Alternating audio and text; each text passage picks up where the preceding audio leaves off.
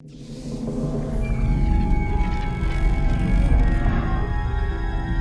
name is Brännvall. I work at DICE in Stockholm as the franchise design director for Star Wars Battlefront II. Since launch, we have completely overhauled our progression system, removed loot boxes, and made all progression linear. We have added a squad system to the game to completely change how you collaborate with your teammates and friends. We've also added a bunch of Clone Wars and prequel heroes like Obi-Wan Kenobi, General Grievous, Anakin Skywalker, and Count Dooku. We've added an entirely new planet in Geonosis. We've also created an entirely new way to play with capital supremacy that features capturing command posts and attacking and taking out capital ships. We also now announced a new planet coming to Battlefront with Felucia in the fall. So two of the highlights that we sort of teased earlier was the addition of dual wielding to the game.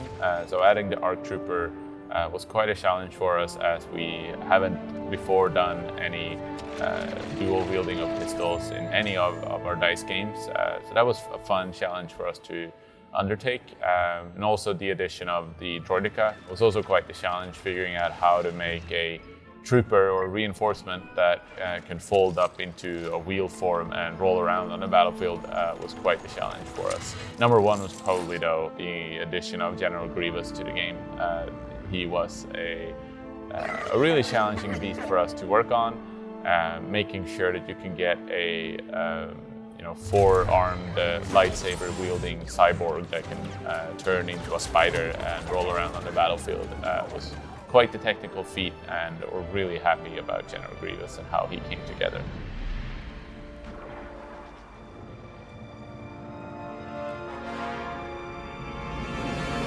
Usually when we build an entirely new planet, we have to do a lot of concept art. Concept art involves 2D images that are made by our super talented concept artists in collaboration with our art director and also our partners at Lucasfilm. So designers usually spend a lot of time blocking out the environment, starting with just whiteboarding together with myself and the environment artists who will be working on it, making sure that we're catering to the gameplay that we're after. And we block it out in engine and we try to get to a playtest as quickly as possible. In that state, the level doesn't look anything like what the final version will look like, so we have to do a lot of imagination. So we can sometimes play something that looks like just a bunch of gray boxes. Now we're prototyping Felucia. We really want to see what we can do around a capital supremacy map that caters to a lot of vehicle gameplay, while still allowing special paths for troopers to run around and dodge between mushrooms and alien plants and that kind of stuff. I'd say that's pretty unique to just the level design process, and from there we then have to set up the gameplay logic to make sure that all the game modes that we need are catered to, that you can spawn in the right way, that command posts are located in the right places. Then it's just iteration.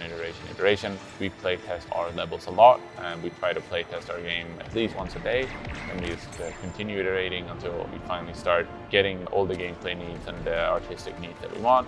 After a while, both our VFX and lighting artists join the effort, and we start adding more effects and sounds to the world to make it really come alive.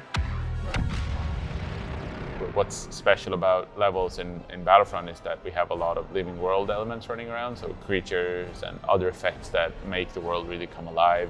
And then finally, lighting and audio join so that the world really sounds and you can feel like you're walking around, you feel like you're in this space. And then we go into bug fixing and eventually trailer work and screenshots and all that good stuff, and finally patching it into the game. The community right now is in a really good place. I think the future is really bright for Battlefront 2. I think we've come a long way, but we still have ways to go. But I'm excited about taking that journey together with our community.